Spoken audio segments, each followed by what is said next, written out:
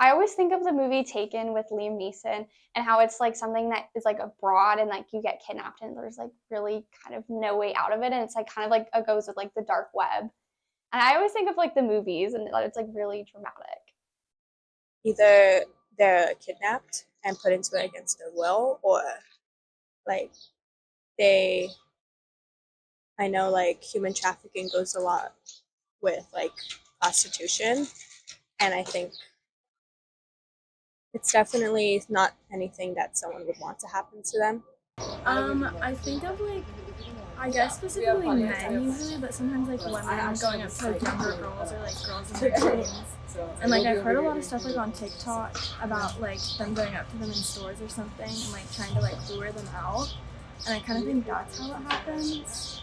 My first immediate reaction is like thinking of kidnapping, but I don't know if that's necessarily true. But I feel like the media definitely gives off that impression of like human trafficking is just kidnapping and throwing someone in a van and like tying them up and then holding them hostage. Like that's what I think of when I think of human trafficking. I think it's when people have a target. I think it can happen anywhere, anytime, any person. I don't think it's down to one person.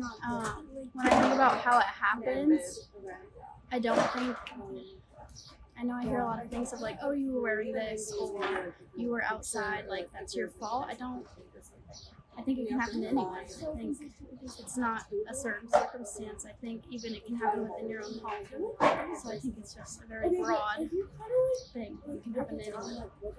I think that the stereotype, the kidnapping, the white van, I think that came from people looking at human trafficking in a really simple way. There's a clear boogeyman, and then everyone else is good, right? This sort of dark and light, and it's not true that way at all.